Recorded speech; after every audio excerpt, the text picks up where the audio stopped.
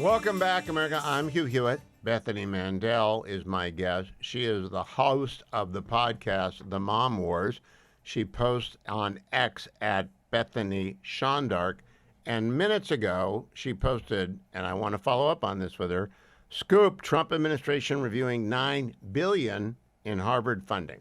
Now, Bethany, earlier today I listened to the commentary pod, and they were talking about the efforts by Columbia to do something to persuade Team Trump that they're serious. And I thought to myself, I don't know what to begin. They're too big. And so I wanted to run through an exercise with you. Let's say Harvard is really worried about losing $9 billion and they're really a mess, just like Columbia. What would you recommend they do? What would I recommend Columbia or Harvard do, or what would I recommend the All Fed of do? them. Every university that broke the law, Title VI prohibits discrimination based upon race and religion. It happened all over the country at Michigan, UCLA, Harvard, Columbia. We saw it with our own eyes. It's still ongoing. NYU, Cooper's Union. What would you recommend to a university that really was interested in changing top to bottom the culture of the place?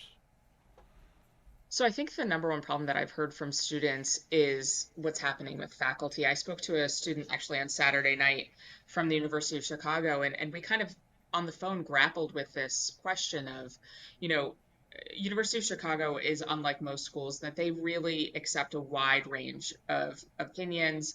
They're not into the cancel culture stuff that all these other schools are doing. And yet they're hosting Francesca Albanese, who, is a pretty noxious individual. She has a I long don't know track the record in the individual. United I don't know Nations. anything about her. She is from the United Nations and has a long track record, especially since October 7th, of gaslighting and downplaying what happened on October 7th. And so she's being invited to speak by faculty at University of Chicago. And to me, what's happening at University of Chicago is they're speaking about how can we learn from the past to prevent genocides that are happening presently? And there were two examples that they gave, Palestine and Sudan. And the answer to the question of, what kind of conversation can the University of Chicago have to prevent future genocides is to stop focusing on what is not a genocide in Gaza and instead turn to maybe what's happening in the Congo with Christians, for example. This outsized focus from faculty, from scholars, from people in power at the United Nations, all of these places on Israel is extremely detrimental to the rest of the world who are actually experiencing a genocide. So, I mean, I think this is a long winded answer, but the answer to your question is you need to have more freedom of thought on college campuses. And even at a place like University of Chicago, where that does exist, they still don't have enough faculty members who have that diversity of thought expressed in their viewpoints that they then pass on to students. I think you put your finger on it, but you gave an example of the problem, not a solution. I think the problem are administrators, faculty, and staff. And I Yeah. think if I am the Trump administration, I say to them, step number one, you're going to fire, not, you don't have to stop paying them. You've got big endowments. You can pay them forever. But you're going to bar from your campus at least 20% of the faculty there. You're going to shut down at least two full departments. You're going to replace your board of trustees, and you're going to hire a new president and a new provost.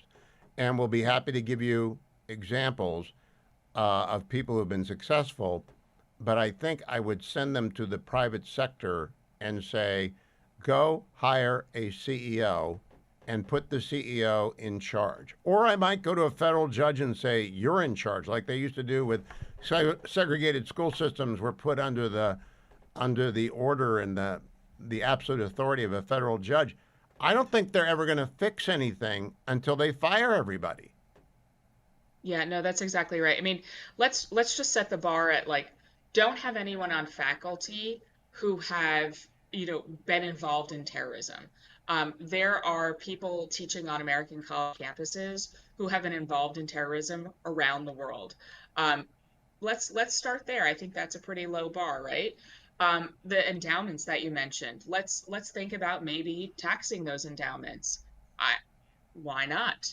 These are private enterprises. I think that everything should be on the table. And now that Elise Stefanik is not going to the United Nations, maybe she can be given a new job as, special envoy to higher education. I'm not sure, but If there's Harvard or got to Columbia be. was smart, they would ask her to become the president next September, Hmm. after Yep. after it's done. But let me ask you about this: admissions. I think we ought to fire every admissions counselor in America, every person in every admissions office, and replace it with blind draw out of people who qualify at a minimum level. So if you get an SAT in the 80% above, or maybe 90% and above, you're just going into a basket. Don't Hmm. write us an essay. You're going in and we're pulling your name out, and we're going to be okay with that. Would you be okay with? I would be okay with that. I mean, I think that the essays serve a purpose. I think that there's some really interesting characters who might not fit into the box. NYU, the website was just hacked, I think, a week or two ago, and someone put up the test scores of, you know, every single race, and you'll be shocked to learn that, the test scores for Asian students had to be hundreds of points higher to get into NYU than, more traditional minorities, Black and Hispanic people. So there is still a problem on all of these campuses when it comes to diversity of all kinds. Asian Americans have, like, I would be riding in the streets if I were an Asian American. The situation with admissions on college campuses in America right now, but they need to actually value diversity of all kinds. When I was applying for Teach for America, I took out from all of my applications anything that I did on campus that would be, deemed conservative or Republican. And then I slipped up in my interview in person because I made it through the first few rounds. And I slipped and I saw the moment his face kind of switched. The second I said By something. the way, Bethany, I tell everyone who's applying who happens to be a person of faith who may have demonstrated by mission work or a year abroad or something, don't ever bring that up. Don't do that. Nope. You're dealing with a completely secular, agnostic at best, atheist at worst, militant, left wing. I really do believe admissions offices have become hothouses of ideology. Do you agree with Yes. me on that? 100%. Because anything faith is sort of coded with conservative values, anything patriotic as well. Um, I mean, then you can sort of make the argument that should people go to a school where they're going to be met with hostility? We we have a niece that got into Columbia and she turned it down, and her mother and her aunt both went to Columbia, and she decided not to, and it's because she thought that, what she everything who she is as an Orthodox Jew, that would be under fire at Columbia, and she decided Can not to you go stick there. with me for a little bit longer, Bethany? Can you stay with me a little bit Happy longer? to. Great. I'm going to do a segment during the break with Bethany, and she's going to come back on the other side because this is really the question that trustees across the country have to deal with. What do we do? We're broken. We're broken, and the federal government's going to break us. What do we do? I am back with Bethany Mandel. Bethany, where'd you do your undergrad?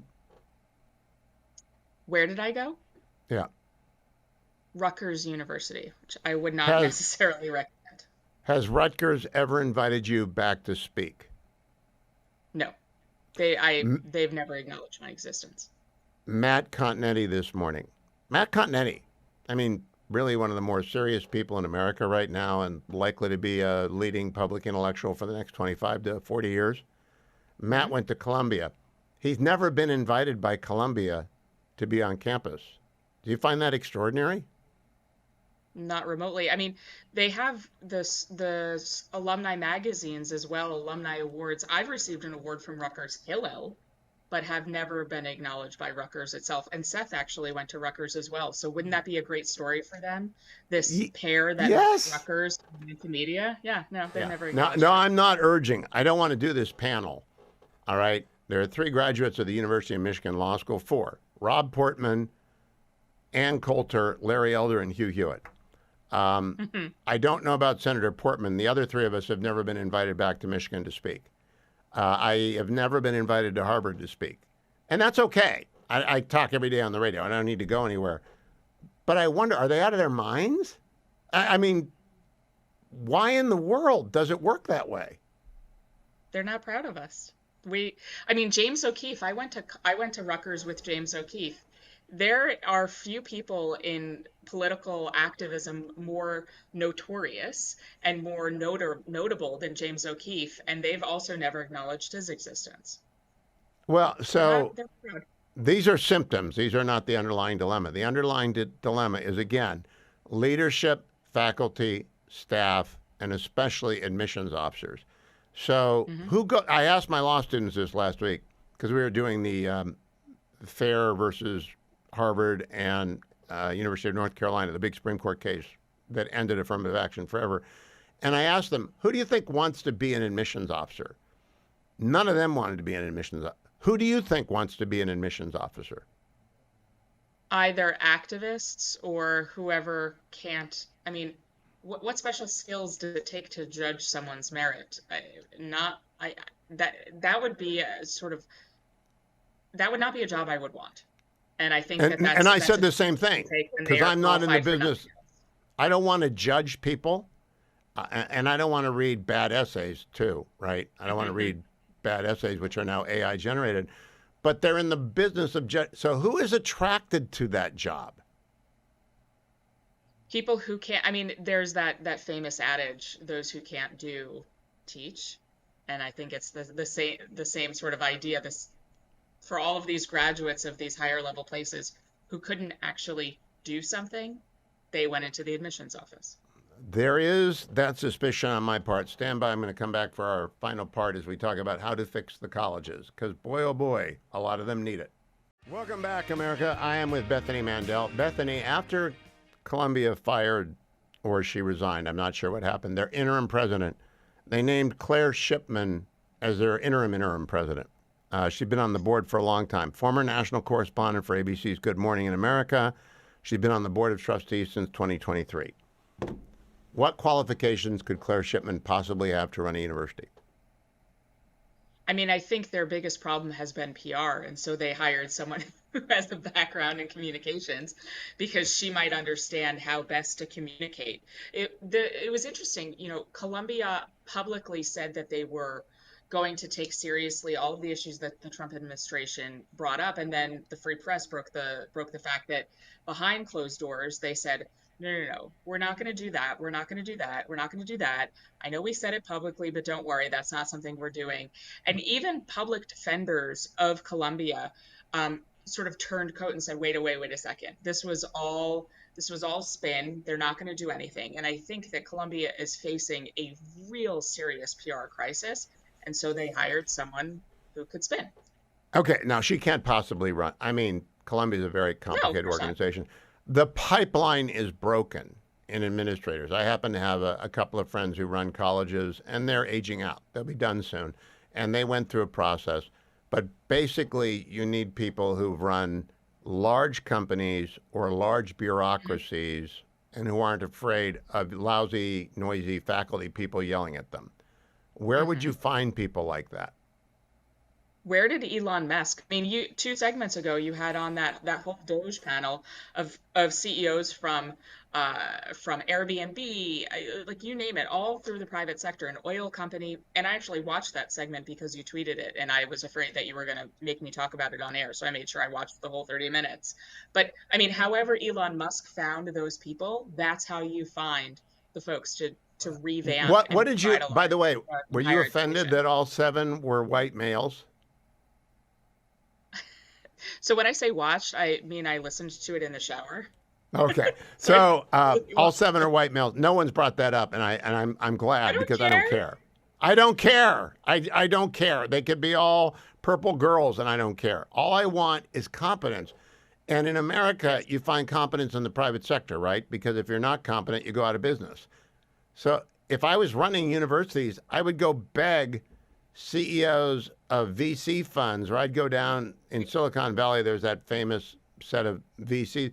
I'd go ask them all, please come run Mhm. my university. And And by the there's way, a lot of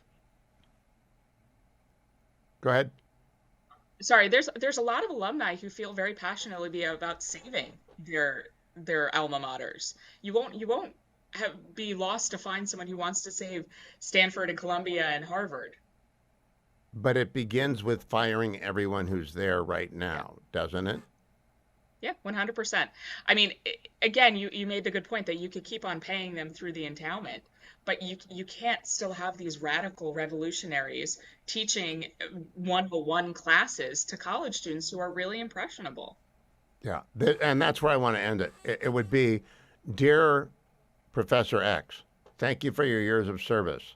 We are not firing you. We are instructing you that your services are no longer needed at the university, and we understand you have tenure, so we will continue to pay for you and provide your medical benefits, but you are herewith denied admission to the grounds of the university. Thank you very much. Hmm. And I would send thousands of those. And you know what? Harvard and Columbia can afford to do that. They can. Hmm. Yep, yep. And if they want to save their reputations, they darn well should. Do you think anyone's going to do it? Absolutely not. Do you think that we're going to be asked to speak on our campuses? Not a chance. Not going to happen. Nope. But I do think the brand damage done to Columbia is enduring. It may Yeah. take a generation. It happened in 1970 during the SDS riots, or maybe 1968, and the brand damage done took a generation. This may take a generation. My niece grew up wearing Barnard onesies, and she got in, and I didn't even hear about it, and she's not going. No, no. And I don't know where all those kids are going to go. Hillsdale's only got like 1,500 spaces. Where are they going to Yep. go? I mean, there are some good schools all across the United States, but they're going to have to go to the SEC, which is a shame because they won't have football then. But they're going to have to go to Big State U, right? Yeah, 100%. I would send my kids to Florida State before I sent them to Harvard. I am with you, and I think when the admissions offices begin to see the number of applications going down, there's going to be the network effects long tail. People aren't going to figure this out for a long time. Quick last question. You think employers care right yet, Bethany, about where you went? I've heard that there's been some concerns from graduates about Columbia and Harvard. They'll sort of look into their social media to make sure that they weren't at these encampments. Yep. Bethany Mandel, follow her on X at Bethany Shondark. Listen to her wonderful podcast, The Mom Wars. You can find a link over at her X account, Bethany Shondark. Thank you, Bethany. I'll be right back.